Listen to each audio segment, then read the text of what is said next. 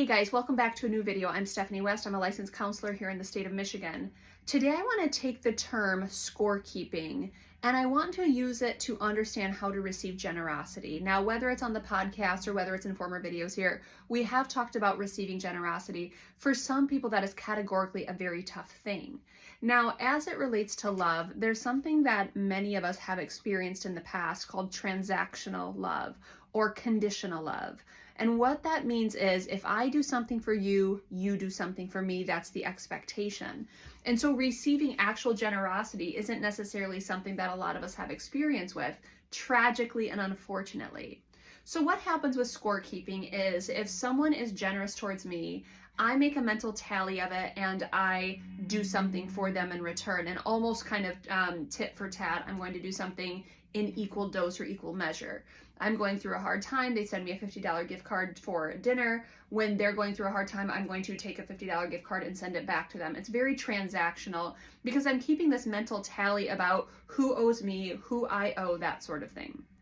Except that's not true generosity. That's not true love. Scorekeeping is kind of this nefarious, insidious thing that can eke into some of our relationships and actually cause a lot of relational distress or contribute to a lot of relational distress. The way this shows up in one of my clients' stories is they went through a particularly significant, difficult season for about the tune of a year, going through a medical diagnosis, going through treatments, going through cure.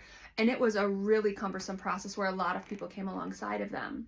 And as I'm talking through with clients some of their scorekeeping tendencies, I said, well, what does that look like for you on the tail end of this medical crisis your family endured?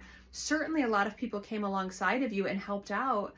And she said, yes, and I've been trying to pay them back ever since. I'm very aware of who I owe, what I owe, to what extent I owe them. And we had to go through what is generosity.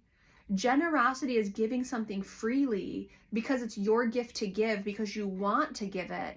It's not about creating a debt with someone, or it shouldn't be about creating a debt with someone. And if that's why you're using generosity, we've got to talk about some faulty motives going on there. We've got to talk about some transactional love showing up there.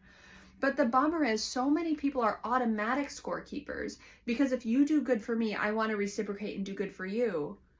Except it's a false equivalency. It doesn't actually work that way.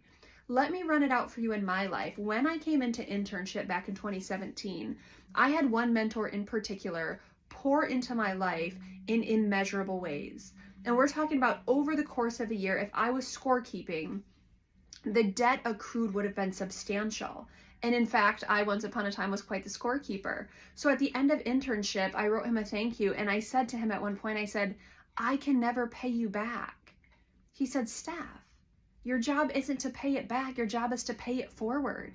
Take what I've gifted you, use it for the good of others, encourage them to use it for the good of others, and look at the ripple effect that we get to have by you receiving this gift of generosity, by you receiving this mentorship.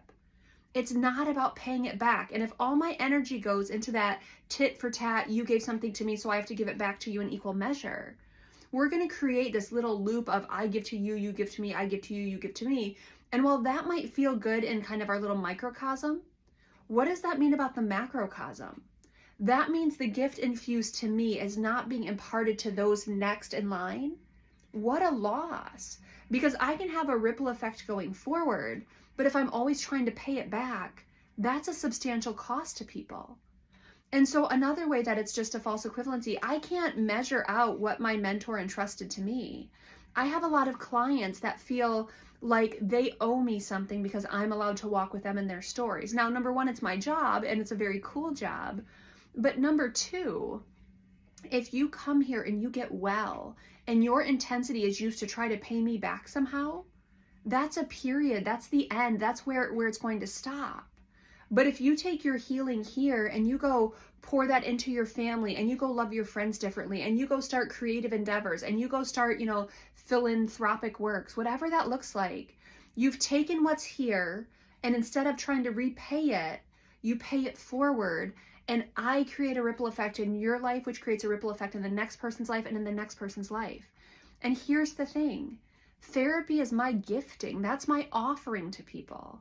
It's something I'm very skilled in, talented in, and I have a passion for.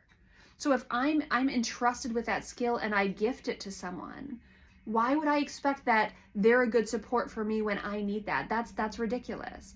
I have my own support teams. I have my own therapist. I have my own people that I lean on for help. And so when it's like I have to give and receive in like measure, my gift to give is my time of empathy and my time of generosity, my time of kindness, my time of healing.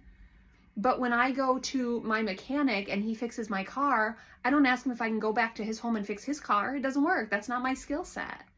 So when we're trying to go tit for tat, we're not paying reverence and respect to each person's unique offering to give. And so I want you to consider, what does it look like to receive generosity? But what does it also look like then to take your special gifting, your special thing that you can offer the world, and go spread that forward instead of trying to pay people back in like measure? I'm going to do a follow-up video at some point when you find out you're in transactional relationships. What does that look like? But for right now, wrestle it out. If you're scorekeeping, if your energy is going into paying people back, I want you to reconsider what's the cost to that.